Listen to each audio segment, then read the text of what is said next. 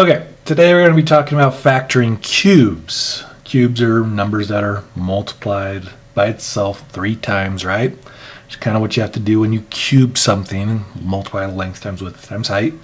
So that's why it's called a cube. But anyway, kind of like when we were factoring the special cases with the perfect squares, there is a trick to this that makes things much easier.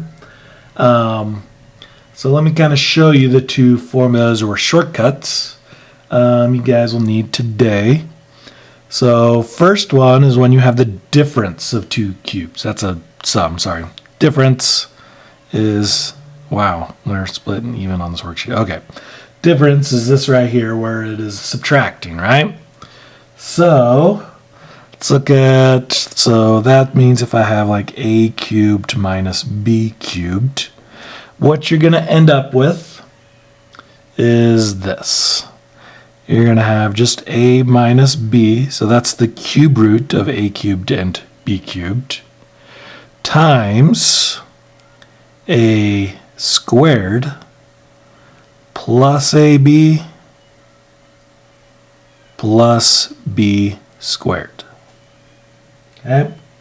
That is what you will end up with. So you can easily, once you just find the cube root of these things, go from there, and it's actually pretty quick and easy. So the other type you're going to run into is the sum of 2 cubes, or when you add them together. So a cubed plus b cubed. And pretty much you're going to get something similar, just going to swap out some of these minuses and subtractions. Easy to mix these up, so keep track of these, maybe even write them at the top of your paper so you can easily refer to them.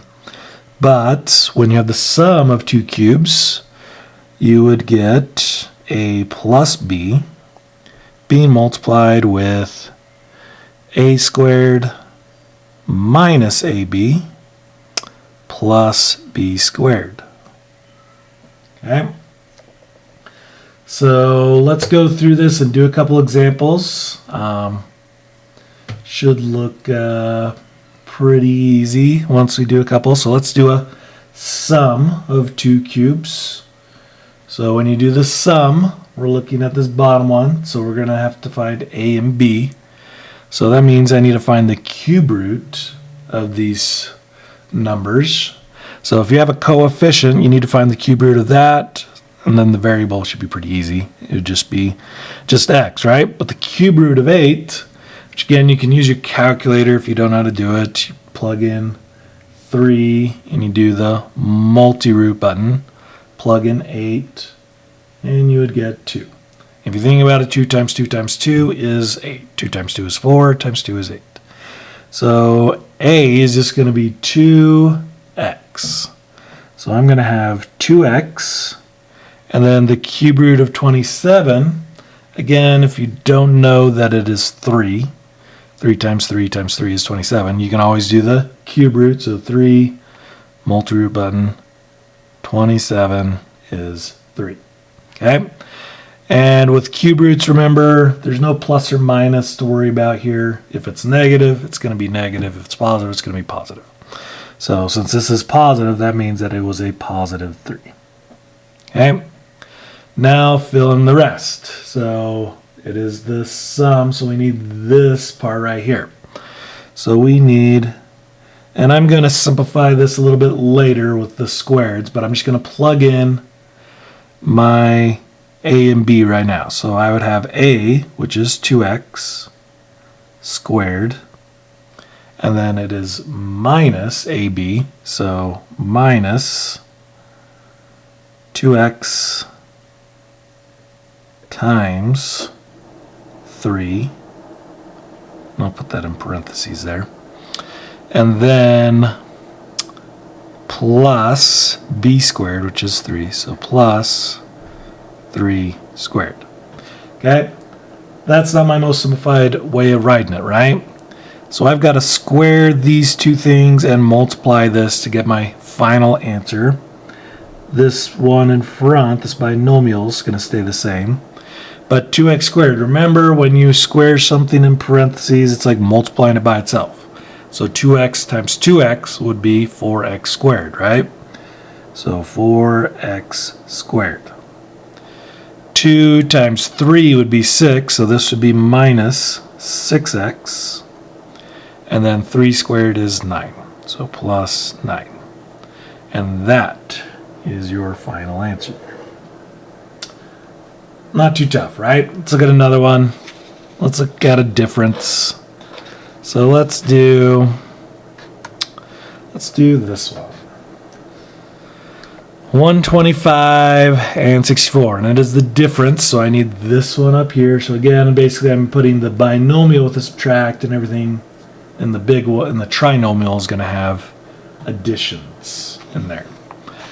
So when I go through here, my a would be the square root or the cube root of 125x cubed. So again, plug it in your calculator if you don't know, but 5 times 5 is 25, times 5 is 125. So 5 would be the cube root, and then it'd just be x.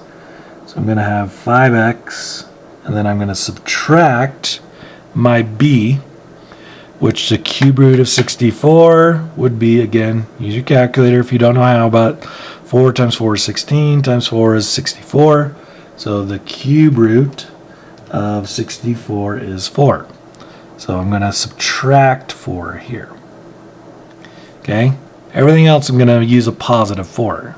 Just here, because it's minusing, I am keeping it as a negative, right? Okay. Then I do my big one, and again I'm going to be adding everything this time. So I do a squared, which is 5x squared, and then plus a times b, so 5x times 4. Actually, I think I did the beginning part wrong. No, I did it right. Okay, never mind. Okay, so 5x times 4. And then the last one would be 4 squared. So plus 4 squared. Okay.